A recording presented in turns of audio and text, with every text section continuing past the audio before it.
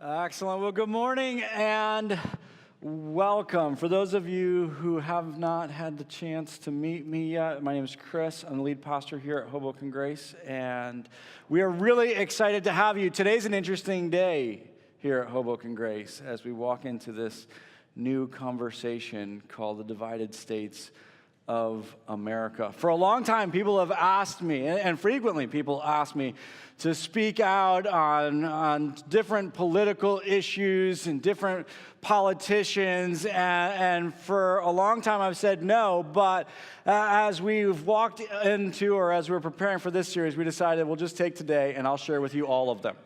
And all of my opinions. No, that's not what we're going to do. That's not what this is about. But at the same time, we do think that there's a conversation that we need to have. And for many of us, we look at what's happening inside of our culture, and it seems like rather than the divides getting smaller, they're getting bigger. And it seems like rather than things getting better, it's getting worse. And we're looking at this and watching this happen, and we're faced with this question: how does my faith, how does what Jesus taught, how does that inform how I interact with what's happening in the world around me? And I think it's a question that we have to ask. It's a question that each of us has to ask, because the reality is that what God has for you is outside of circumstance. You guys have heard me say this a lot, that what God created for you to become and love and joy and peace and patience, the things that God has for us on this journey, they're outside of circumstance. You can experience that. You can experience the fullness of that no matter what culture you're in, no matter what time period you've lived in, no matter what the cultural situation is. You can find, you can know, you can experience that. It's outside of culture, but at the same time, God calls us to demonstrate that within culture. So he says, listen, you can experience my love, and you can follow me, and you can experience what I created you to be, no matter what culture you're in, but I want for you to take that love, and I want for you to demonstrate that inside of culture. As a matter of fact, when Jesus sends his disciples out, he sends them out to do just that. He says, I'm sending you to the entire world. I'm sending you to every culture because I want for you to take what you have experienced in me, and I want for you to take the truth of my love and that demonstration of my love, and I want you to take that to the world. And I want you to impact the world with that. I want you to demonstrate that in every culture. So the question that it's crucial for us to ask as we look at what's happening in our culture is just that. What does love look like in the midst of a culture that seems to be dividing? What does love look like in the midst of division? And I think as we watch what's happening inside of our culture, it calls us to ask this question, and for us to wrestle through that. And so for the next couple weeks, what I want to do is I want to dive into this specific question. And to look at, okay, with what Jesus has taught us about love, what does that look like inside of our culture? How do we live that out inside of our culture? And how do we impact our culture with that? Now, you have to understand as we walk through this, that at a fundamental level, I don't believe that culture is impacted by love because love instructs it. In other words, I don't think that culture is impacted by love because love steps in and tells it what to do or tells it how it should change. No. I think that if you look at it historically, culture is impacted by love because love is demonstrated within that culture And as that love spreads, it changes or impacts culture. And so I think even when you look at how the love of Christ has drastically changed culture, it's been because of the fact that people have lived it out within cultures. And as God has stepped into and moved in people's lives and changed people's hearts, which is the only way that hearts are changed. Hearts are not changed because love instructs them. Your heart doesn't change because you find out what to do. Your heart is changed because you meet Jesus. And as people meet Jesus inside of a culture and they begin to live out his love, well, it has tremendous impact on culture. And historically, that's how you've seen the love of Jesus impact cultures. And so when you look at the early church changed the way forever, the way that people looked at and interacted with women inside of a marriage. Because the early church stepped in and Jesus' disciples stepped in and said, no.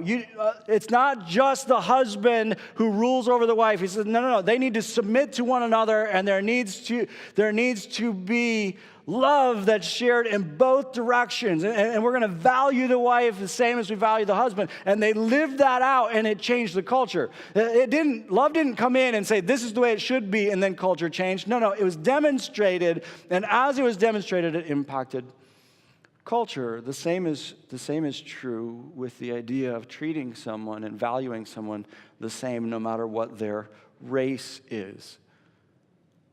That didn't change because love stepped in and instructed culture. It changed because there were these people who were followers of Jesus who began to treat one another as brothers and sisters no matter what their social class was, no matter what their race was. And as love was demonstrated within the culture, it changed the culture. And so the question for us, from both a missional perspective and from a cultural perspective, is this question: what does love look like in our culture? And how do we live that out? How do we demonstrate that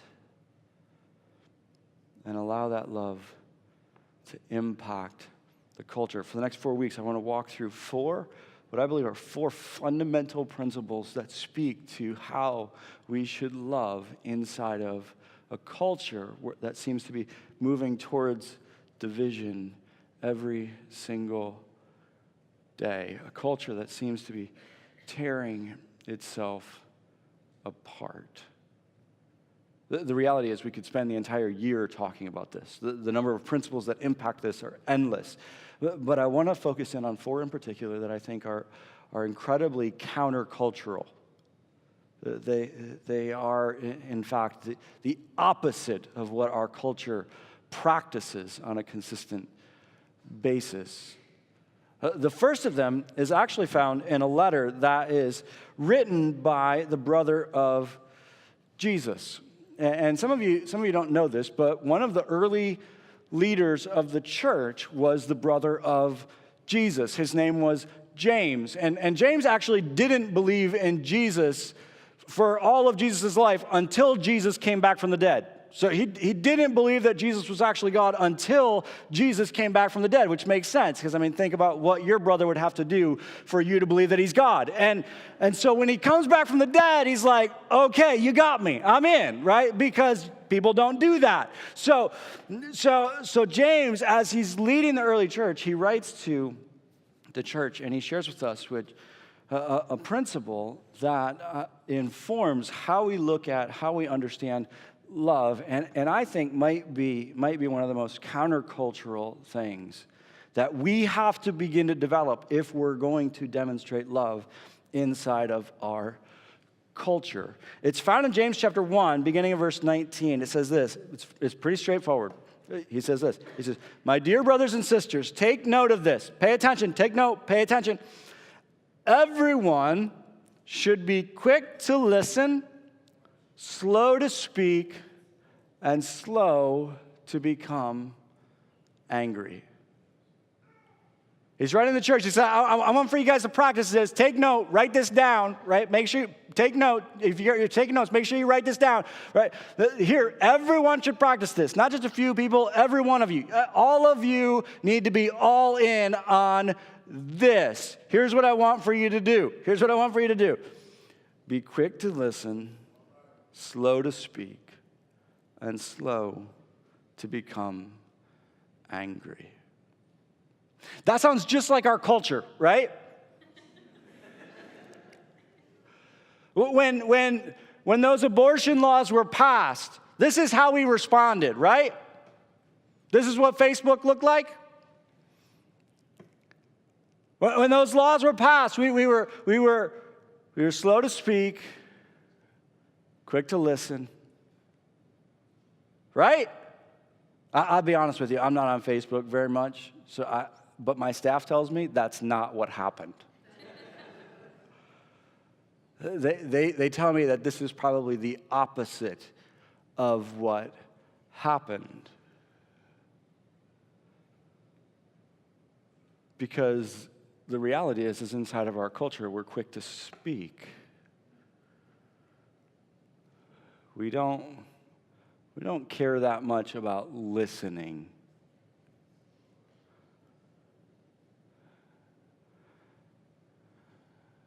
And should it surprise us then that we're so quick to get angry?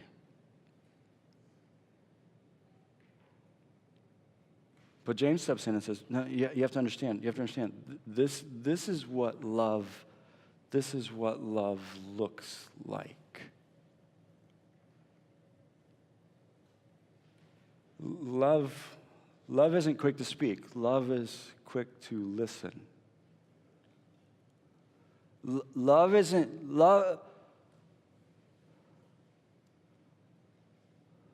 slow to speak. And in that, it is slow to get angry. He says, love, you see, love cares about understanding. Understanding. We live in a culture that's completely lost its appetite. It has no appetite for listening, has no appetite for understanding.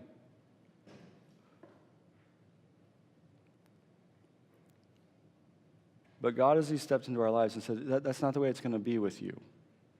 That's not what love actually looks like. Love doesn't respond with opinions. Love responds with questions.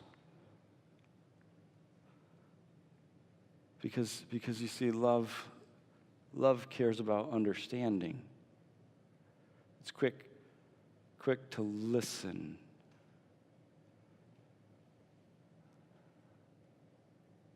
I want to understand you.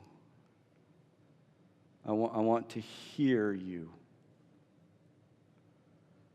I'm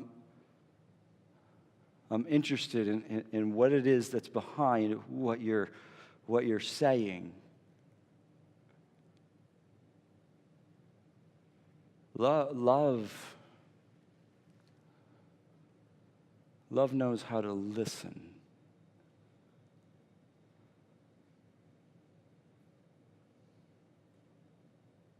Now, if we're going to live this out, there are a couple things that have to change for us, and I think there are some obstacles in our lives when it comes to this. Make no mistake about it.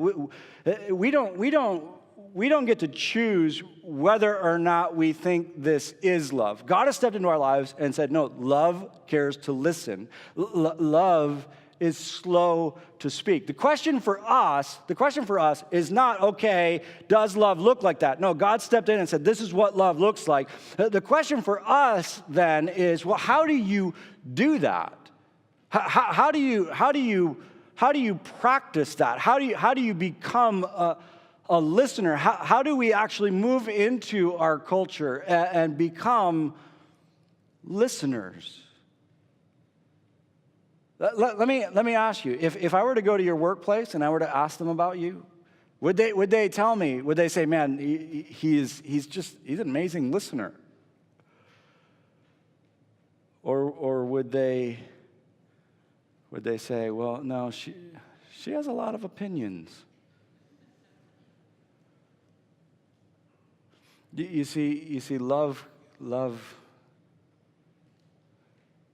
cares more about the other person than they do their own opinion. As a matter of fact, the scriptures say that a fool cares only to air his own opinion. Listen to what it says. Listen to what it says in Proverbs. This proverb, as I watch what's happening in our culture, I just keep coming back to this. It's found in Proverbs chapter 18. It says, a fool finds no pleasure in understanding. He says a fool is someone who doesn't care about understanding. Not only is it not loving to not care about understanding, it's foolish. The proverb says a fool finds no pleasure in understanding, but delights in airing their own opinions. A fool is someone who doesn't really care about listening. A fool is someone who doesn't really care about understanding. No, they just want to share their own opinion. And God has stepped in and said, not only is this foolish, this is the opposite of love. Love is slow to speak. It cares about understanding. I care more about you than I care about my idea. Like I said, it's quite countercultural. Because this is not the way that our world works. In our world, it's no, I care far more about my opinion than I care about you. And really my only goal in this is to get you to believe my opinion.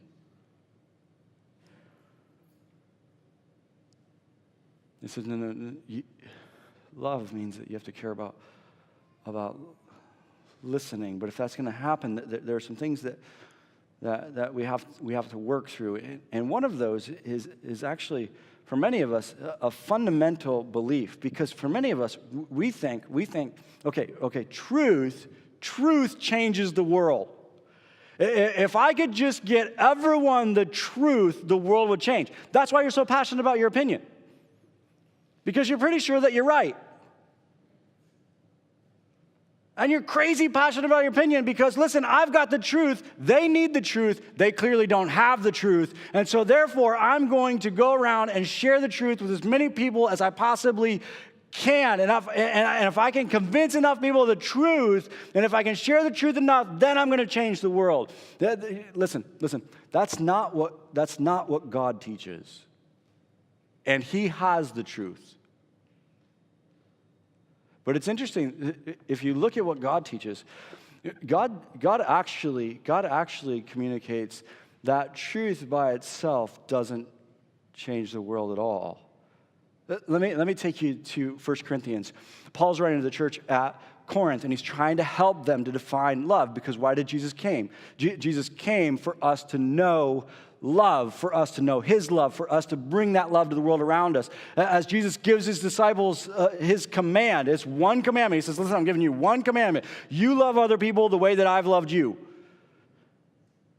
And so everything that you see inside of what we call the New Testament, those letters that are written after Jesus gives His life, right? Everything that you see in there is defining love. And in one place in particular, Paul's getting really specific, and he's working through this is what love looks like, and this is why love is so important. And he says this to the church at Corinth. He says this. He says, if I have the gift of prophecy and can fathom all mysteries and all knowledge, and if I have faith that can move mountains but have not love, I am nothing. For many of us, we think, no, if I just get the truth out there, it's going to change the world. God actually steps into our lives and says, listen, you can have the gift of prophecy. In other words, the gift of prophecy is, you know what's going to happen next. You can be right about the future and can fathom all mysteries. You can be right about the most difficult things to understand and all knowledge. What is he saying? He's saying you can be right about everything. And some of you are. You're pretty sure of that. You've got it. You've got it down.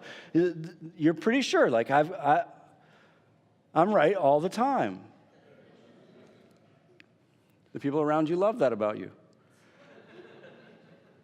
He says, listen, you can be right all the time.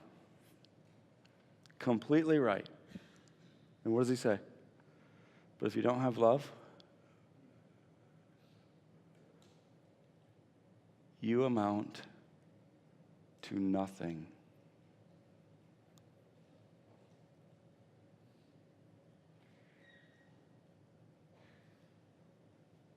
You amount to nothing. It doesn't matter if you're right, if you don't love.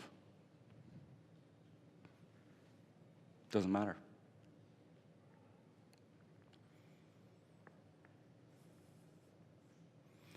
Truth without love is nothing.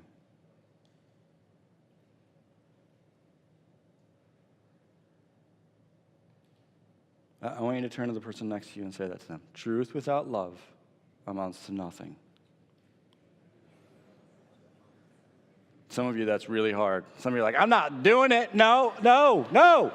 This is about being right, and you got to be right. And if you're just right, then you just got to make sure everybody gets it right. And God says, no. No, and I'm not saying truth doesn't matter. Obviously, Jesus says, I'm the way, the truth, and the life.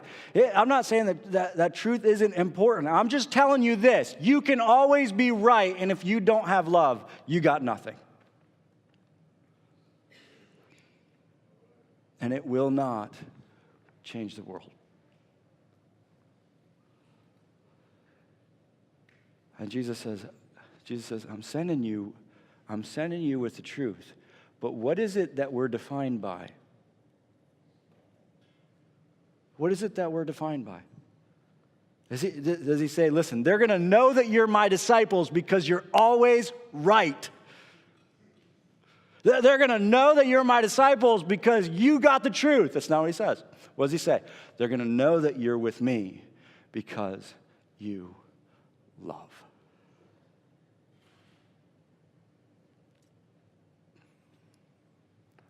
By your love. Yeah, truth matters, but without love.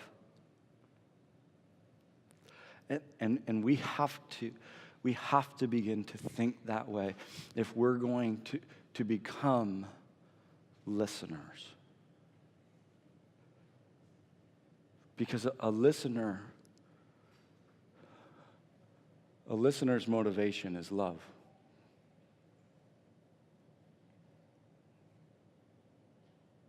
The person who's quick to speak, their motivation is, look at what I know. Look at what I've gotten.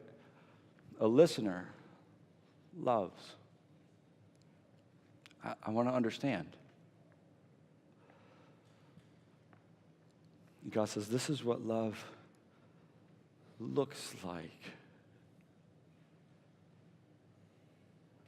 But we have to get rid of that idea that, if I just get the truth out there, I'm going to change the world. The other thing that we have to get rid of is that we have to get rid of our obsession with winning. And we have to, as we walk into these conversations and as we engage with one another inside of conflict, we have to ask ourselves this question. Do I want to win or do I want to thrive? The two are not the same. But oftentimes we walk into these conversations and we're so obsessed with winning that we lose the other person.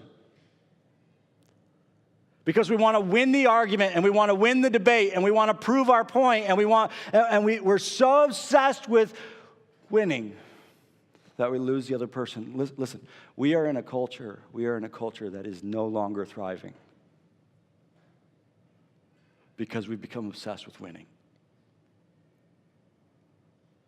And we are losing one another. And in the process, we are losing.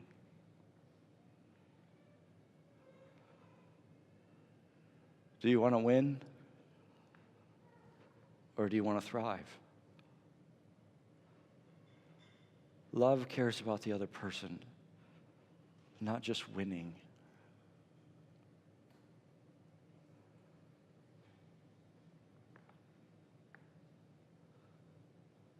Do you care? Do you care about them? Or do you just want to make your point?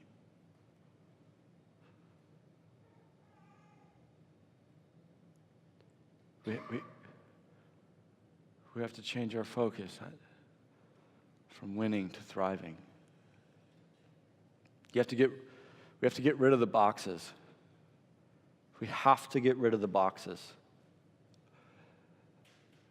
And someone begins to share with you something, and immediately we put people in boxes. And so they begin to share with you, and you're like, oh, I knew it. I knew you were part of that party. I knew it. I knew. And we start to shove them into these different boxes. And rather than actually hearing them out, rather than actually listening to what it is that's behind what they believe or what they're saying, we just throw them into a box. And all of a sudden, we begin having these conversations from boxes that don't even exist, rather than actually listening. Rather than actually hearing them out.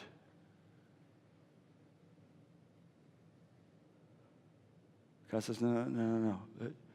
Be slow to speak and quick to listen.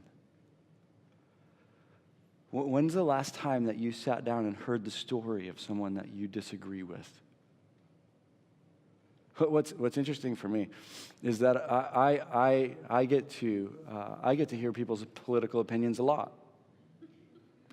They like to share them with me, and I don't get to respond in those conversations, so I get to listen a lot. You know what has surprised me the most in those conversations over the years? I used to think that people believed what they believed because of some fundamental principle or truth that was behind it. I found that that's not actually true. Most people believe what they believe because of something they've experienced. There's not a principle or a truth behind it. There's a story behind it.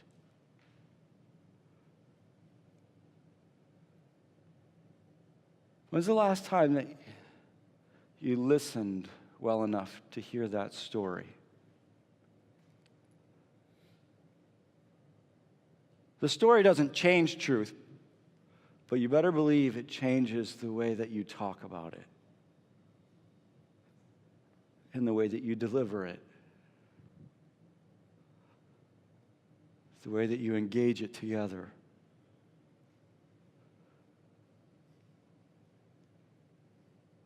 When's the last time you asked enough questions to get to the story?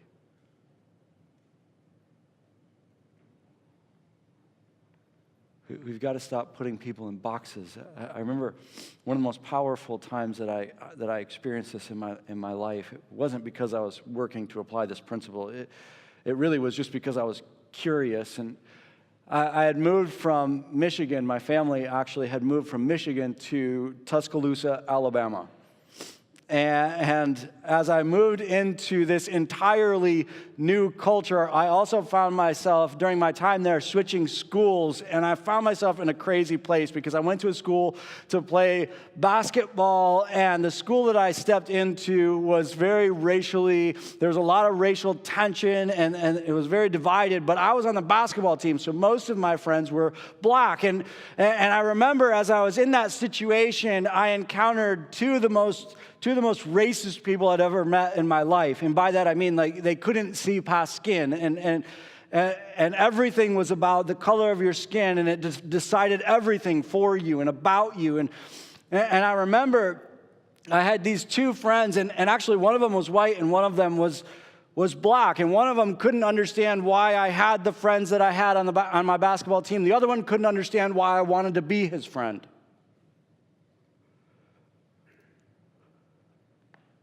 And I remember being in this situation, and I'm this kid from Michigan, and now I'm here in the midst of this, and I'm looking at it. And to be honest with you, like I said, I wasn't trying to practice this principle. It's just that my dad always taught me, like since I was 2 years old. Even a fool seems wise if he keeps his mouth shut.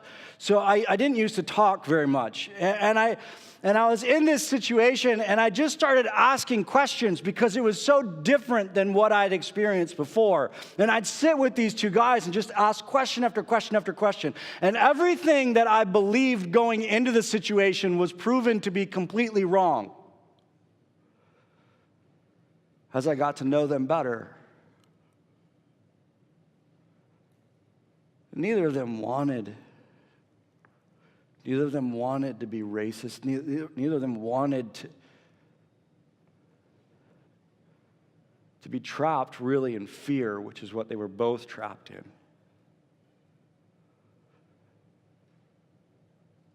But I sat and listened to their stories, and both of them had grown up in homes where they'd just been told over and over and over again about how bad that other race was and how they're only for themselves and brutal. And there were stories that backed it up.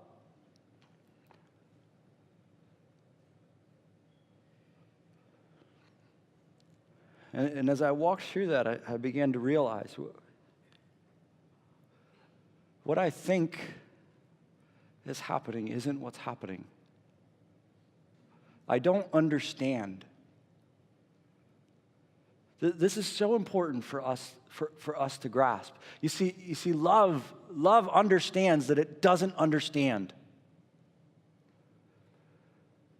That it's more complicated than you think. There's more to it than you think. I'm not saying sometimes there's not more to it. Sometimes I sit down with people and they're explaining to me why they believe what they believe and there's nothing there. Sometimes that's the case. But more often than not, there's more to it than you think. And God says, love takes the time to listen. Love understands that it doesn't understand. So it seeks to understand. Turn to your neighbor and say that. Say, I don't understand. You should say that to yourself every morning. I don't understand. I say that about my kids every day. I don't understand.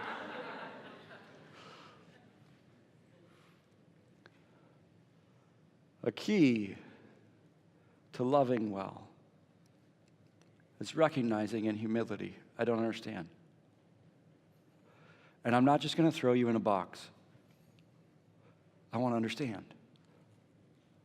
I care. I care not just about being heard. I care about hearing. And I want for you to be heard. And I want for us to thrive. And I want for us to be able to tackle the problem together.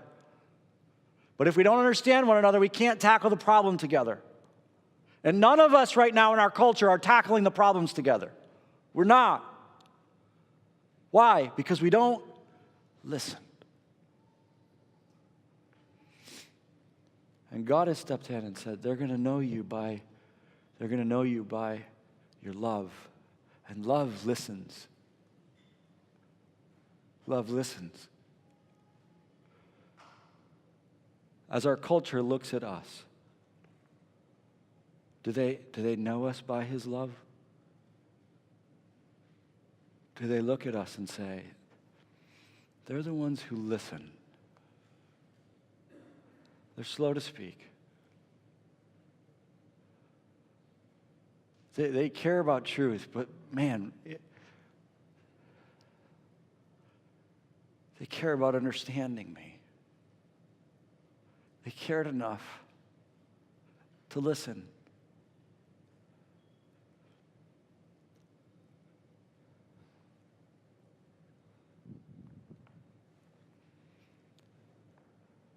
What does love look like in a culture of division? Well, love stands out in a culture of division. You know why? Because it listens. We should stand out in a culture of division because we listen.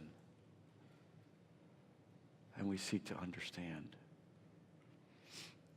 We're slow to speak. And as a result, we're slow to get angry. We don't want to just win. No. We want to thrive. And we want for us together to attack and address the problems in front of us. May we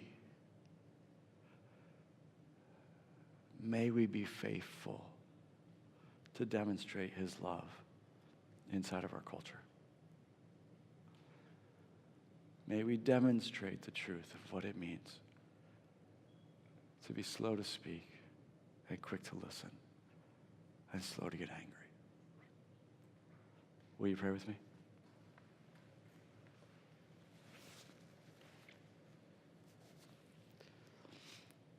Father, I pray that you would help us to not just know this, but to practice it. I pray that you'd help us to move past the lie that, okay, if I just have the truth and if I just communicate, that's going to change things. And help us to see that you, with all the truth, did not just come to us with truth, but you came to us with love. You gave your life for us in love. And in love, you helped us to see the truth about love. Father, I pray that we would be able to do the same in the lives of those around us.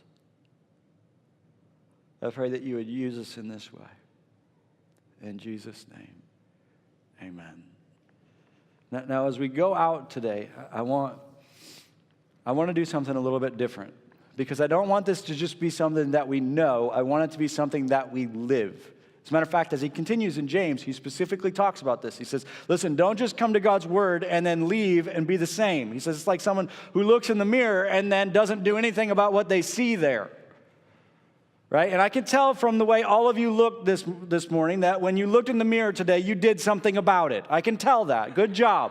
Right? And he's saying, listen, don't be that way. Make sure that you apply it. Make sure that you live it. So here's your homework. I don't always give homework, but this week you have homework. Here's what I want for you to do. As you go into this week, find someone who you disagree with and have a conversation.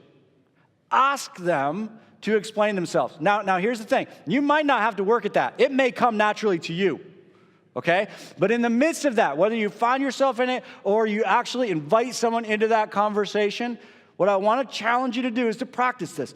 Be a listener. Listen to their story. Why is it that, what's behind this? And what drives you in this? And why are you passionate about this? Now listen, be careful with your questions. Don't ask accusatory questions. And they're telling their story, and you're like, okay, so when in your life did you become a racist? That's not the kind of questions we're going for. Okay?